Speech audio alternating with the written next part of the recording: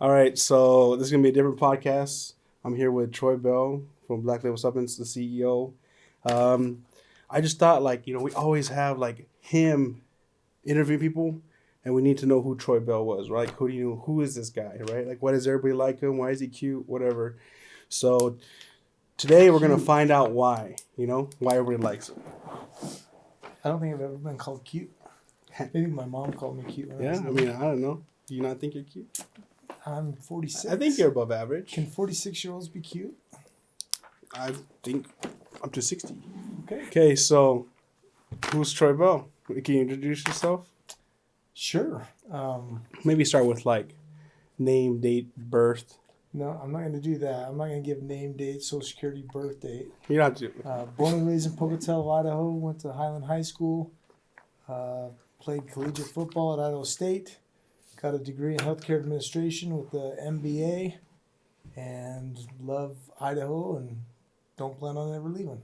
That's Troy Bell. Okay. I mean, I feel like I know most of that, but some of that I'm like, I didn't know you got MBA. Yeah. Like it's like a minor basketball associate. No, that's a minor in basketball. I just didn't know. I mean, you're an athlete. I just assumed. Business administration. Oh, okay. So Masters in business. Okay, sweet. I'll just write that down because I don't know. I should have done more research on MBA. I just thought it was like NBA, but like a step up. Yeah. Okay, sweet. That is a step up from the NBA. So I mean, you're an entrepreneur, right? I mean, obviously you own multiple businesses, but I think what sets people apart from being business owner, entrepreneur is that you provide jobs, right? That's what an entrepreneur is. So. What is how did you get started into being able to do multiple businesses, and then what inspired you to get supplements? I feel like you're pretty successful in what you've already done. What made you go into Black Label or just a supplement in general? Yeah, no, I like that question because it kind of allows me to explain who I am in a deeper aspect. Mm-hmm. So I love to create things. One of my favorite quotes is by Dieter F. Uchtdorf, and he says the power to create is one of the deepest yearnings of the human soul. And he talks about how it doesn't take money, prestige, power to create something of beauty and worth. And what I love to do as an entrepreneur is I love to create solutions, and I love to create opportunities for individuals. In the world, a lot of times people talk about their net worth and what's your net worth and things like that. Well, I consider my net worth a number, but it doesn't have a dollar sign in front of it. My net worth is the number of people I can provide good jobs to, the number of people I can help, the number of solutions I can provide, the number of families that I can help, provide employment and support to. And so to me, being able to create not only businesses, but opportunities for others really shows what your net worth is as a person. How many people you can serve, how many people you can help. That really is what brings value to the world, I think. Yeah. I mean, I think entrepreneurs, everybody wants to do it, but I feel like it's hard to replicate, it doesn't just take oh, I got this and I made this work. I feel like it's a lot of sacrifice and a lot of trial and error. Nobody just wins and succeeds. I feel like you try your best and you can still fail, and then somehow it works, I'll go to my next question is, how do you balance, or just be, and just sanity and saying, I feel like I don't have multiple businesses. I don't have a lot of, as an entrepreneur, you feel like sometimes you feel like you could feel that some people depend on you. Some people depend on your job, that you can make the business successful so that they can keep their jobs, right? And I feel like you have a lot of pressure, just a lot of things on your shoulders that you could probably think about. How do you keep just normal? Yeah. Well, I think the entrepreneurs think different, right? Everybody has purpose in life and different things, but I think entrepreneurs just think differently. They have a different mentality. My mentality is what can I do different than I'm doing now that creates value, not only to me but to other people and to the world. And the thing that you have to understand as an entrepreneur is that if you aren't willing to take risk, and if you aren't willing to handle pressure, you shouldn't be an entrepreneur. With all my businesses, I think right now I have 21 K1s every year when I file taxes. So with all my businesses, the way I look at it is all those businesses I have just over 700 employees. And so the way I look at it is the decisions I make, the way I live, the choices I make really impact and decide what 700 families get, don't get, if they're successful or not successful. And so it is a lot of pressure. If I make a bad decision, or if I personally am not at my best, 700 employees, or who I call family members, or their families suffer. And that's a lot of pressure. And so for me, I don't take anything special. Obviously, I take ashwagandha for stress, Blacklabel ashwagandha for stress and anxiety and those things. But for me, it's all about balance, right?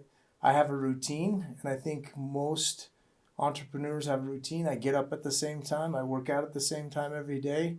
I eat pretty much the same thing every day. I come in the office usually at the same time every day, and I try to keep that routine. And I think that helps keep me sane.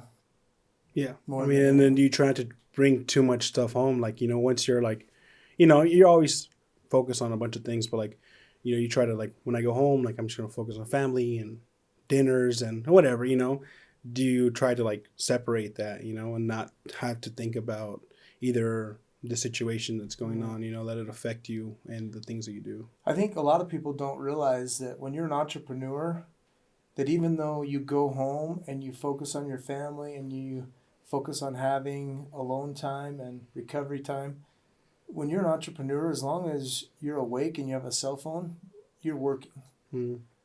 And that's just the reality of it, because anything can happen at any time.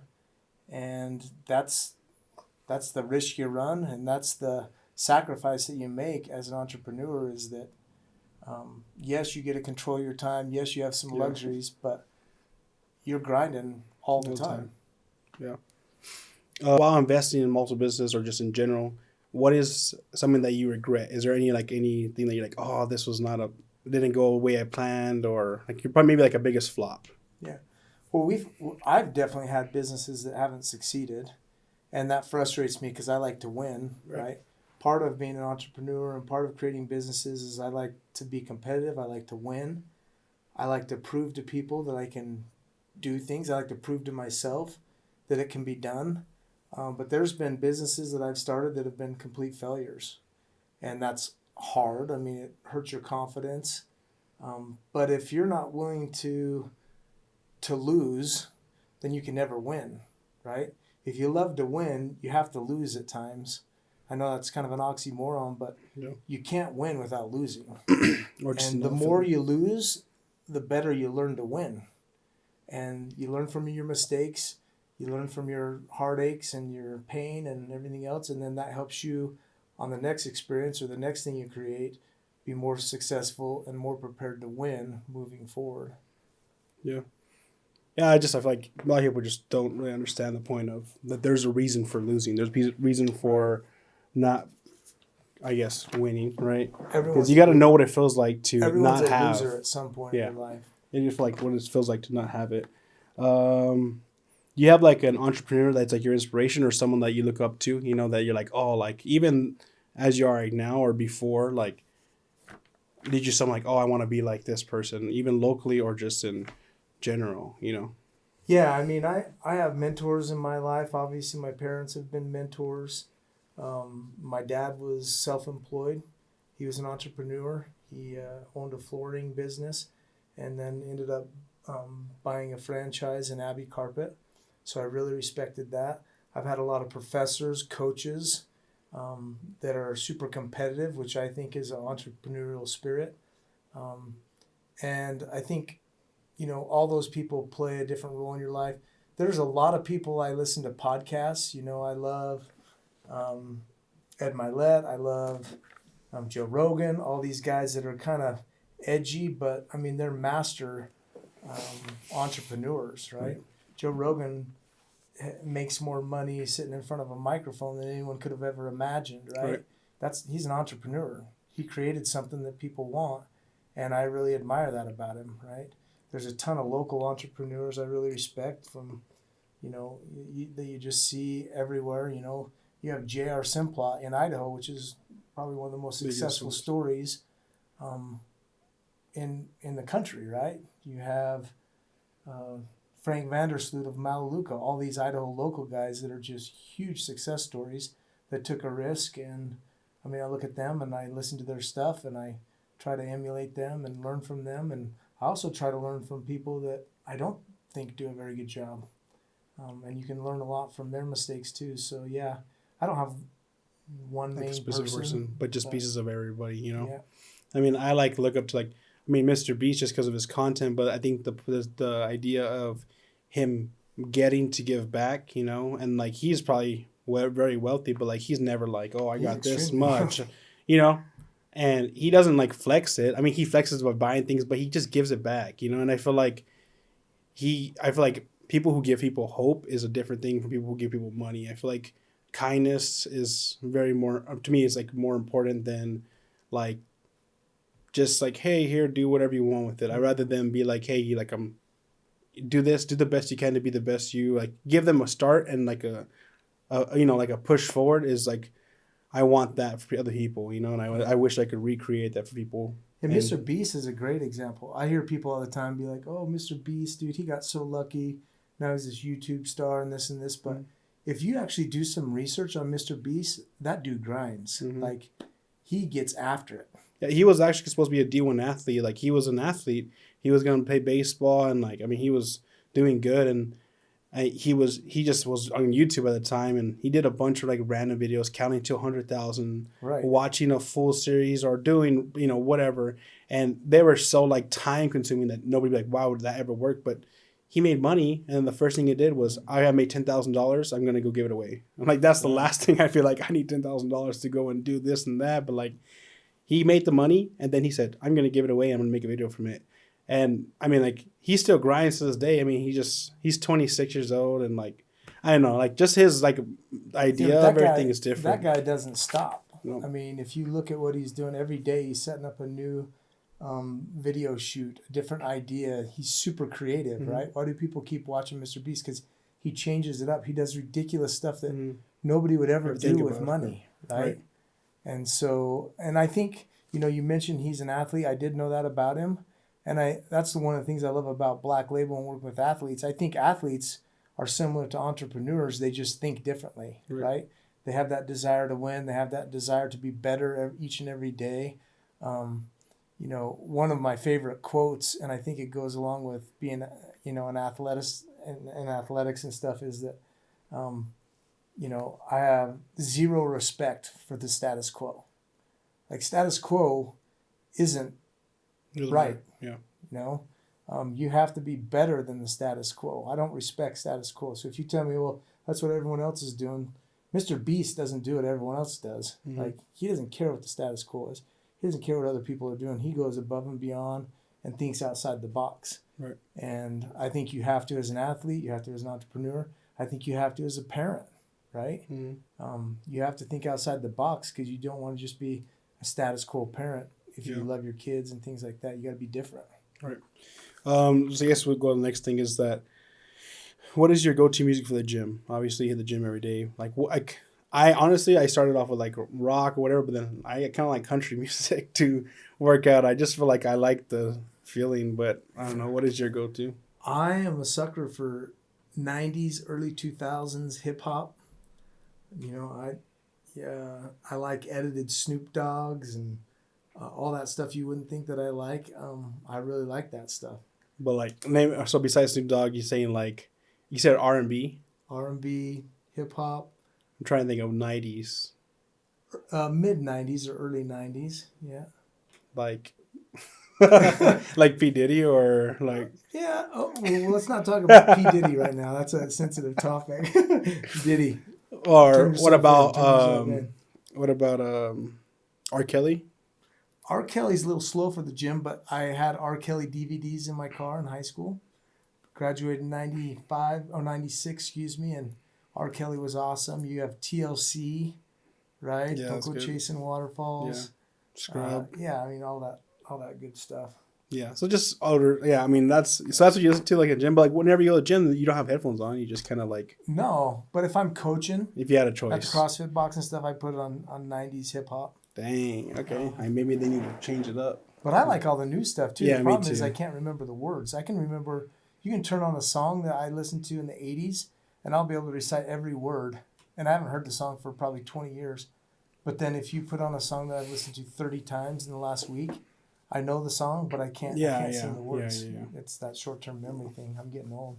I don't know about that. I think you just don't know Anything the lyrics. anything loud, and I think now good it's like vibe, right? It's like ooh, like that feels good. But like back in the day, it was like catchy, like storytelling, and like so you were pretty much reciting the story. And now it's just like, oh yeah, I feel like it's just more of a vibe now more than it was. I mean, you could throw on a little Vanilla Ice, MC Hammer. That gets me fired up. Yeah. You need the pants. You need the parachute pants. You're too young for those two. Yeah, I know what Vanilla Ice is though. Okay, so in the competitive market, how do you ensure your supplements stand out? Like, what do you think that makes like just in we have so much competition. We have Ghost, Bucked Up. I mean, C4. I mean, I don't consider C4 competition, even though they're better. I guess they've been there for longer, but I mean, out of all the competition that there is, like, how do we stand out? And well, one of the things I love about supplements, and the reason why I wanted to get into supplements, is because it's a highly competitive industry. I mean, there's a ton of competition, but everybody does it very different. They brand themselves very different. And I wanted to create something that we could brand a little bit differently, that was sports performance based, clean, effective, backed by ingredients that are proven, but still have that sports performance aspect, but still be a little bit edgy. Thus Black Label Supplements, top shelf stuff. So I wanted to kind of go against the norm. Mm-hmm. You have I call them the meathead brands that just throw in a ton of caffeine and a ton of stuff that's really irrelevant. And then you have the Momentous, the Legion, the ones that are somewhat clinical. Mm-hmm. And I wanted to find kind of a happy medium that performance-based athletes could have fun with, but also trust and benefit their performance and output with. And I know it's competitive, but that's what kind of drew me to it, because I want to test the waters. I want to see if I can make a brand out of it, just like I've done in healthcare. I feel like supplements are kind of a controversial topic, right? Because some people do you feel like supplements are a want or a need? Like sometimes you can say like, dude, like you should take these vitamins to help you, but do they need it? Yeah, I think in today's society, because especially in America, I think we're very confused at what healthy is. I think supplements are becoming a need. For too long, the government told us what to eat and how to eat it, and they gave us the food pyramid, and it's, in my opinion, totally opposite of what we should do and what we should eat. Yeah. Right? In the 80s and whatnot, we had the food pyramid with we should eat mainly grains, which, in my opinion, is not right. Right? In today's world, especially if you want to perform at a high level, I think supplements are an absolute need and a necessity. Take a track athlete, for example. If you're running the 100 meters, every 1/10 of a second matters. So if you can get 1% better, even a fraction of a percent better, to run all the difference. A 9.9 versus a 10.4, supplements are an absolute need. Right. Because they can get you over the hump, along with your training and dedication and clean eating and everything else. And what do you think to like people who are critics that say like supplements are either unnecessary or harmful, right? We have a lot of people say like, take creatine because of certain good reasons, but a lot of people say, creatine, could give you kidney failure, or some people say like, this is artificial or fake stuff. Like to people who either people who are just uneducated on the product, or people they just hear this from somebody and say that's not going to work, or my cousin's gotten sick from this. I say do your research. I mean, I could show you a clinical study after clinical study that shows that creatine is safe. It's not only one of the best and most effective supplements out there, but it also helps with cognition, brain function, concussion rehab, all those things. Now, on the internet, you can find whatever you want, but if you actually do deep dive research and clinical research into the main supplements that we use and the majority of companies use, they're definitely effective. That's why supplement companies have survived, because people see that they make a difference. And they're not an end all. That's why they're called supplements. They supplement what you don't get in your diet and in your nutritional eating. And that's why they play a role. They'll always play a role. And I think supplements will continually progress and get better and better and better and safer and safer and safer. There's crap out there in every industry, but without supplements, I think we would be in a much worse position. If there's something that you could recommend that we offer or Black Label offers, like what would it be? Yeah, that's tough, because I think it comes down to personal need and desires. I mean, if you want to get bigger, faster, stronger, I don't think there's anything better than creatine monohydrate. I mean, it's proven. If you're an older person and you want a healthy heart and things like that, then omega plays a role, right? If you're young and you're focused on performance, then a healthy dose of caffeine and PKTP, that's the route. So I think it depends on what your goals are. All of our products play a certain role, and most supplement companies, every product plays a certain role. But you have to determine what your goals are and needs are, and then I can direct you exactly to a supplement that can help you achieve those goals or work towards those goals. But I mean, whey protein plays a role, right? If you want to recover and get stronger, you've got to do it, right? Because eating enough protein is very, very difficult to do, especially if you're trying to eat, a gram of protein per pound, which is recommended for a lot of athletes and healthy people. That's tough to do. That's a lot of chicken and it's expensive. It's expensive, and that's where we come into play. Yeah, I feel like if I could recommend one product, I mean, overall, right? I mean, I think you're pretty much is creatine. I think that's what you recommend. But like, I feel like my recommendation would probably be like a vitamin. I feel like just joints in general is very important. I mean, for like, even if you're younger, for your future self. Heart health, the omega-3s. But I think the biggest thing to me is probably time effects. I feel like, I don't know, I just feel like bodies are not the same anymore. Absolutely. I feel like people are more prone to injuries. I just feel like the products that and the food that's served nowadays, it's just not the best for you. Foods that we eat right now inflame our body. Yeah, so I feel like Tamiflex or turmeric, it's a natural anti-inflammatory, which you can get inflammation of the gut, you can get inflammation everywhere. So, I mean, that's where that product serves a vital role. Yeah. So I don't know if you heard about this, but what do you think about our upcoming basketball competition with me, Connor, against your girls, your wife, Devry, and Tambry, 2v3? It's you versus... me, Connor, and against Jamie, Devry, and Tambry. What do you think about that, and why do you think we're going to win? I don't think you're going to win. I think Jamie, Tambry, and Devry would win. 3-on-2. Why, though? Because 3-on-2, you got no chance. Someone's always open. Yeah, but you like to take risk, right? I do. I take risks, but that's so it'd be a risk if you took... That is a risk you shouldn't take. Number one, Devry's a baller. Number two, Tambry's one of the most competitive people I've ever met. And number three, my wife will push you around. Yeah. She's strong. Yeah. I don't know. I guess, there's actually a bet going on. We have a bet against each other. Loser gets $50 and a breakfast burrito. So, it's said. It's said and done. But I'm just surprised. I'm just surprised. And I'll document your loss. Yeah, I'm just surprised. I don't know. Me and Connor. Yeah, can I use your camera to document your loss? You can use the camera. Okay. I just like to prove people wrong. You know what I'm saying? That's what you said, right? I just want to know that I can win. I like that. Do you feel like there's a little bit of Troy Bell in everybody? Maybe that should be our next slogan. Grind, hustle, win, repeat. There's a Troy Bell in you. I don't think people want Troy Bell in them, but I would be happy to give them one of that. All right. I'm gonna go with. Do you mind if we do like a segment? Sure. You do mind? No, I don't mind. Oh, you just said, I asked you if you Depends on what mind. the segment is. And then you said, sure, like I might. All right, so this segment is called the office segment, okay? Okay. So I went all around the office, asked employees any questions that they would like to ask you. They're anonymous, and I want you to guess who asked them. Okay. Okay? All right, so this is the first question. Who is your favorite child? Who is my favorite child? Yeah. I bet you my daughter Sadri asked that. You think so? Yeah. And I would say I don't have a favorite child. I think there's been different periods in each of my kids' life that I've enjoyed more than other periods. Yeah.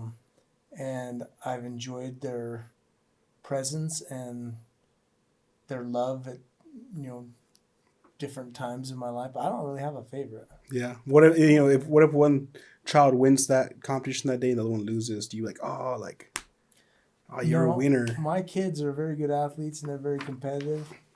And they're like me. They just want to win, and so I just try to support them in everything they can. If they don't win, I still feed them dinner. Yeah. All right. Second question is, who is your favorite brother? That was T. Shane that asked that question in the office. Yeah, right? that was T. Shane. Yeah, I don't have a favorite brother either. Growing up, I was probably closest to my brother Trevor just because we were closest in age. Mm-hmm. And my older brother Travis and T. Shane, their friends would always come over and rough me up and beat me up.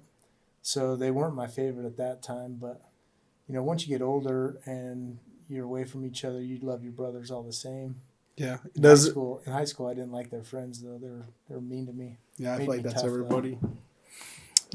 This is part of his question. He wants to know does hair make a difference on that? Because he says you have brothers that don't have hair and you have brothers that do have hair. Yeah, I got two brothers, both blonde brothers that don't have hair, and my oldest brother Travis and I have hair. So I don't know. Does that make a difference? It does not make a difference. Okay, I was just saying that's what he said. It makes them look older, but okay. Last question: can you get a nugget ice machine for the office? Is our ice machine not nuggets? Those are the little round ones. Circle. We could probably look into that. Yeah, that's what I didn't answer the question. Well, who do you think I asked it? Kelly. No, my assistant. It was me. I asked the question. I just like nugget ice. He just likes to spend money. No, honestly, realistically, I like to hydrate the office. Someone's like, "Oh, coffee and sneezing." I'm like, "Did you drink a gallon of water this morning?" Well, our new Pure Hydrate drink is coming out soon. Yeah, I know. We'll make sure everyone at the office. We should make it in nugget ice form. And sodium and we got you. Yeah, and then you know what? That's what we should do. Is we should just hop in the office and just go, just put a little bit in the water, and they'll never notice. We could just put Hydrate in our water cooler. They would never notice. They wouldn't notice. It has no color. No colors, by the way. It just tastes a little bit salt. Yeah. All right. So we obviously live in Pocatello. Like, do you have anything a favorite? Like, why do you feel like you stay in Pocatello? Like, do you feel like just your roots? You grew up here.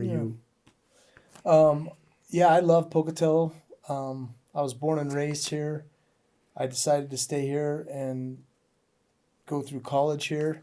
I think the neat thing about Pocatello is it's small enough that you can be involved and you can know a lot of people, but it's still big enough that you have all the luxuries that you really want with restaurants and things like that. The recreation, I like to hunt and be in the mountains, and I haven't done as much hunting as I'd like to, but now that my son's into it, we're going to do a lot more of it. But Pocatello just offers a lot of things that I think a lot of other communities don't. I can be from my house to the office in like 8 minutes. I can go clear across town in 5 to 10 minutes. There's no traffic. Yeah. The people are awesome. And part of it is I feel like my community has been really good to me, so I want to stay here and I want to give back to my community. Yeah. I mean, I'm from Texas, but like I live in Utah and I live in Idaho, and I don't know, I mean, when I first came to Pocatello, I was like, oh, it's so small. There's a bunch of mattress shops and there's not enough other shops. And I'm like, how do these mattress shops stay in business, And I feel like that's everywhere. Like, what are they, like, how come there's like 40 mattress firms? There's a mattress firm on every corner. Yeah, and I'm like, how do they stay in business, but those people can't? Well, whatever. I mean, I think Pocatello has been, like, nice because, like, even I can go across town, like I said, ISU 10 minutes on the highway, and I can go home in 3 minutes. even when I lived in Utah and I was a mile away from home, it took me 20 minutes to get home. It sucked. I just feel like just the convenience of that. Yeah. And then when you want to go eat, there's never like a long wait list or you have to be like that. Like you can pretty much go and like, hey, let's go get dinner and not have to be like, oh, let me like make a reservation an hour ahead. Like, I don't know, just like little things. There's a lot of benefits of being in a medium to small town. Yeah. And it's like, you can still go to other bigger towns like Idaho Falls, or you can go to Salt Lake City in 2-hour drive. It's like you sell luxury, you still have a little bit lower cost of living.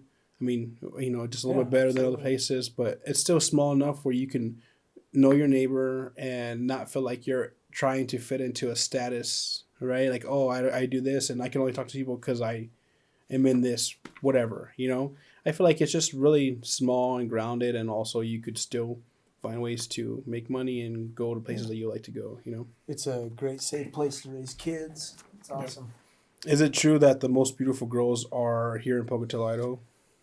Yes, because that's my wife. I met her. She was born and raised here. Pocatello? So the most beautiful women are from Pocatello. Dang. So where are the ugliest? Where are the ugliest women? If the most beautiful. I do not believe that there are any ugly women. Yeah. It's just people have different flavors and types, just like our supplements. Dang. That's a good, I guess that's good. I'm not going to go down that rabbit hole. I'm not going to chase that rabbit. Yeah, I was talking to Hannah, she was like burly, and I was like, what? Like, what does that even mean? Yeah. Yeah.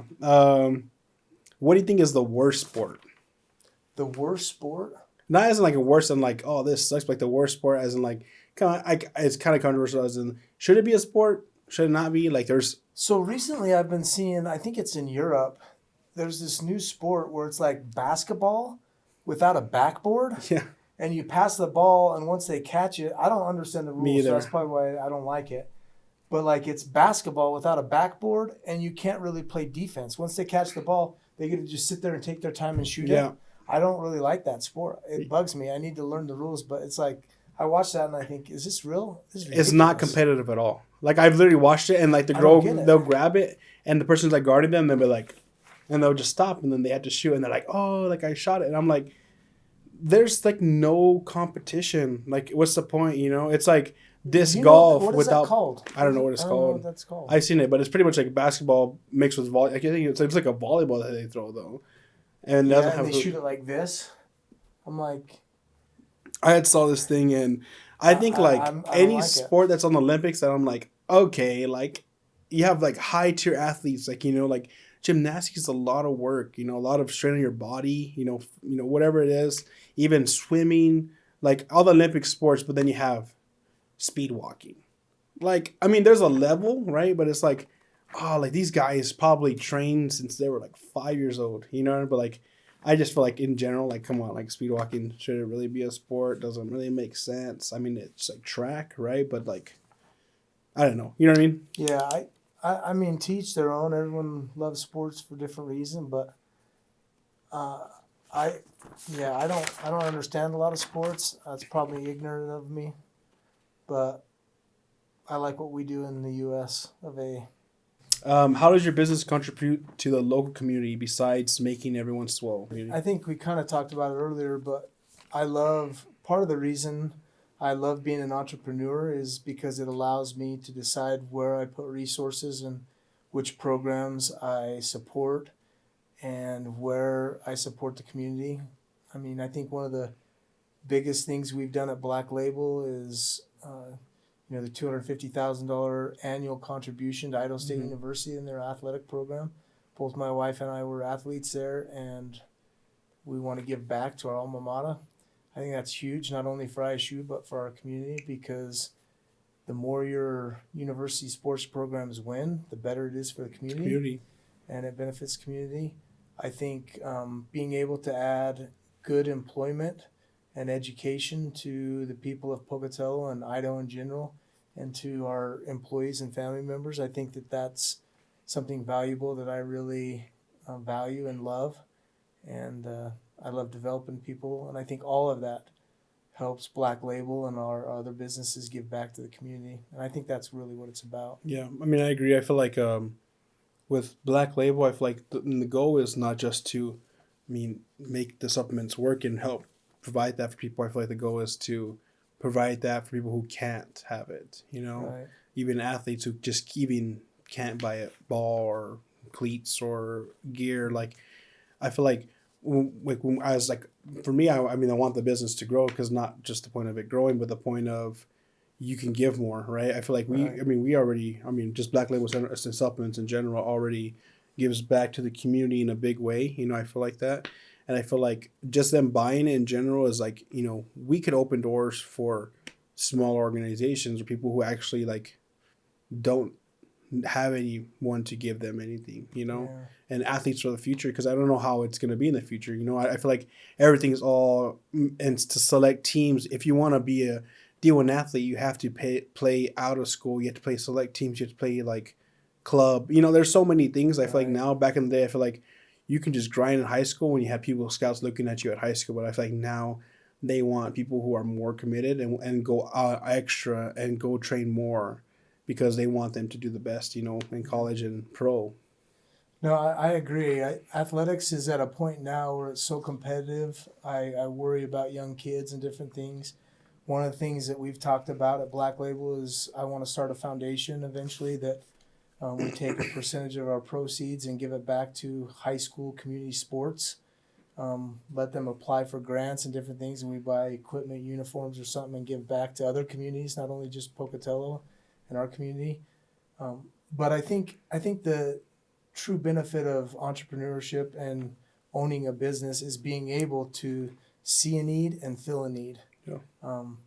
At Black Label, we are the main sponsor for CGA Soccer Club. CGA Soccer Club is a very successful club in Southeast Idaho. We're honored to have our name on the jersey and support all those boys and girls, hundreds of them that compete in competitive soccer, because they put a lot of time and effort in. And we want to educate them on the benefits of eating nutritionally well and taking supplements, right? We just sponsored a local competitive AAU basketball team. Those are all the things that we do that people don't really hear or see, Yeah. but are important to me. And I think the thing that's interesting, anytime you do give back and anytime you do support, I think it's really interesting how people in the community and outside the community become critics, right? Mm-hmm. And I love critics. Part of being able to win and be successful and to create new things is being able to deal with haters and critics. And that's okay, because people don't really know what I do and why I do it. If people knew how much I donate and give, they have no idea Right. what we do. Right? Right. But they love to be critics. Yeah. Everyone loves to be a critic. Yeah, but then they don't want to do nothing. And I love it too, because it fuels me. Yeah.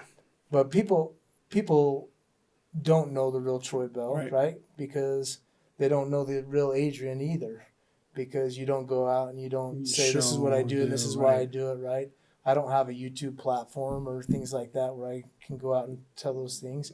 I do it because I want to do it and it's the right thing to do. And whether someone sees it or doesn't see it, like, you do it for... But I just think it's really interesting how, when we did the $250,000 donation to ISU annually, I got a lot of negative feedback. And I think it's just haters that don't understand why we do what we do. And I think part of being an entrepreneur is just being able to handle the arrows and slingshots and rocks and just deal with it. If you can go back in time, what is something that you would give yourself advice as a younger self of Troy? That's good. Yeah, if I could go back in time, what I would tell my younger self is to relax a little bit and enjoy life. As a young man, I was extremely goal-oriented. I had goals all the time written, and part of it is because I had older siblings and brothers who were very successful in school and sports and athletics, and so I felt like there was a certain standard I had to live. And so my whole life, I've been like, I've got to achieve this. I've been very goal-oriented, and I've always been very hard on myself. One of the things that I've realized is I don't have much grace for myself. I think that's something that as young kids are growing up, they need to learn to love themselves where they're at and continually work to get better and better and better and not compare themselves with other people.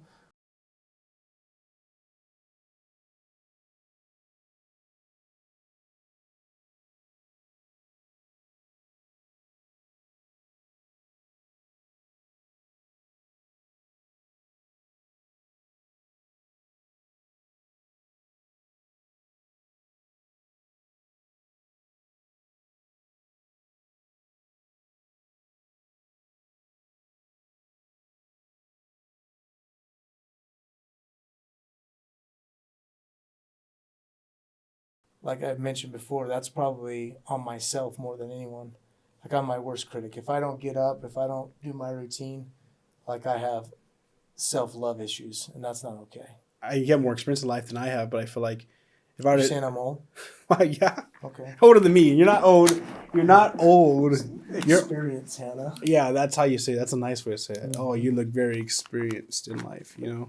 I'm experienced. If I could tell myself anything, I feel like, not the hardest part, but I feel like everybody, like you said, social media is such a huge thing in my era. And I feel like seeing people like, oh, he's 23, he has a house already, and he has this, and he's making this much money. And it's like, you feel like you're so behind, or they already have a family and they have a house. And I feel like there's so many ways that you can pound yourself now in this era. And I feel like that's why there's so much more anxiety, more depression, more like just mental illness in general, because I feel like you're constantly reminded of what everybody else is achieving besides you, and you focus on that, you know? I mean, that's exactly why my high school daughters love ashwagandha, right? I mean, they have grown up in an era where it's all a competition because of social media, right? I'm on social media. I don't post very often. I share a lot. And a lot of times I think I need to post more. I need to get myself out there, but it's just not who I am right now, right? I've posted some stuff, but it gives me anxiety and stress that people are judging me and questioning why I do it, right? And so I have a hard time putting the camera on myself, even doing these podcasts, because I just know everyone's a critic, right? Yep.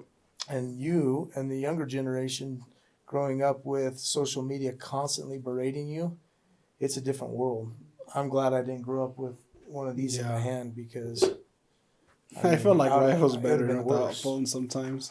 I mean, I know we get Google Maps and like payments and Venmo and PayPal and all these things are nice and easier, but I do like remember just growing up and just like you had nothing to do besides watch TV and play outside, and that was it. But I feel like now it's like VR, PlayStation. I mean, they had games, but like, you know, it wasn't, your life didn't revolve around it, you know? Right. Now you have streamers, you have like, I mean, it's just a different entire generation. Yeah, I think the biggest challenge in today's world is we compare ourselves to what we see on social media. Mm-hmm. We compare ourselves to others when in the past we didn't have the luxury of comparing ourselves with others.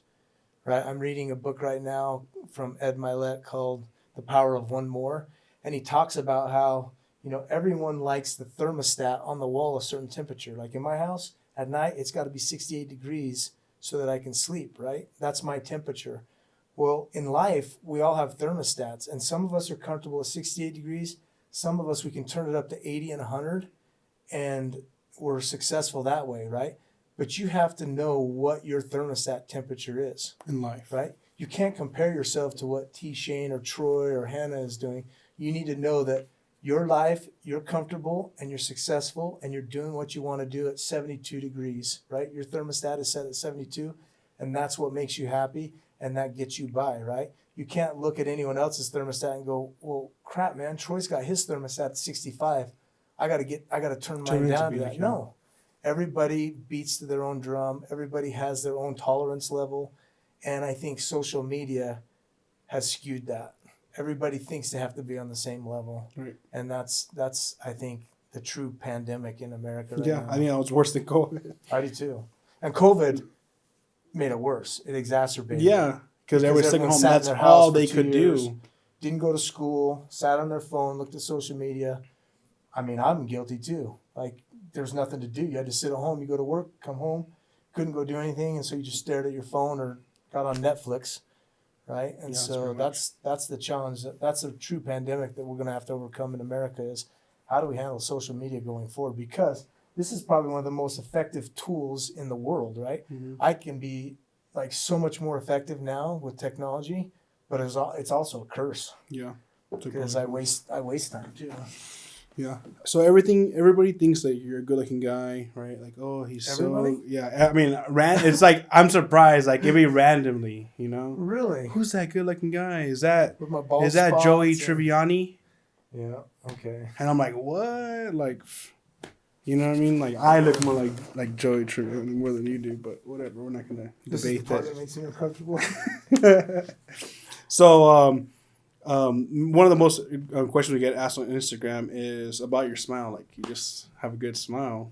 I'm not trying to hype you up. Like, I think you're okay. Like, I'm like, oh, like, it's a normal smile. I'm self-conscious about my smile. I think it's good.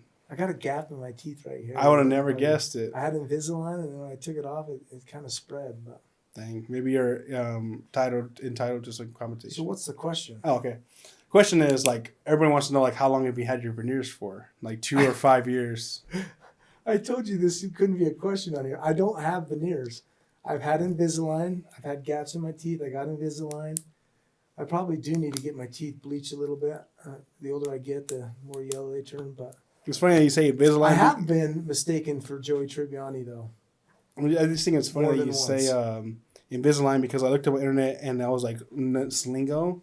And now the kid's saying Invisalign is Slingo for veneers. That's not true. That is not true. That's crazy. Invisalign is a fantastic tool that is not veneers. Do you feel like you have a lot of feelings? I do feel like I have a lot of feelings. I'm a very emotional, touchy-feely guy. I think anyone that's ever around me would agree. What do you feel right now? I'm a little uncomfortable. Why? Just because your questions. I don't have veneers. What this? When we talk about supplements and sports and stuff, I feel very, very comfortable. But when people talk to me about me, I feel very uncomfortable. Okay. I guess I'll just ask a different question. Okay. How does it feel like knowing that you won one bet already with Connor? We had a bet about the sweatshirts. Yeah. How does it feel knowing that you're going to be 1-1? Like, this might be your first loss, because I know that we have a bet for these hats that I designed that he doesn't think that they'll sell, and so I just want to know, how do you feel about that? Let me give you the full story. So Adrian believes that dad hats are really cool. However, I'm a dad, and I don't think dad hats are that cool. I'm old school, and so Adrian, we've got a couple designs coming in. We have a wager on how many he thinks he can sell, and I am pretty sure I'm going to win. I'm going to be 2-0 when it's all said and done. Yeah. I mean, I don't know. I just know that I'm going to be 0-1, and that's it. And I'm undefeated. You are 0-1. I'm technically right now I'm 0-0. I'm undefeated. Okay. Can you say that? But you just said you were going to be 0-1, and that is correct. Yeah. Not 1-0. You're going to be because the other one never changes. So technically just always at 0. I'm gonna be the only one. How about that? That's what I meant to say. Only one. Yeah, that makes sense. Because I know that these hats are gonna sell. Actually, if you want one of these hats, just comment on one of our posts, and we won't give you one of these hats, but we'll let you know when they're coming out, so you can buy them. To have you buy one in order to win. Yeah, I had to buy the win, but I'm just saying, like, these hats are great. I designed them because I was like, man, like, how can I make someone as cute as Troy?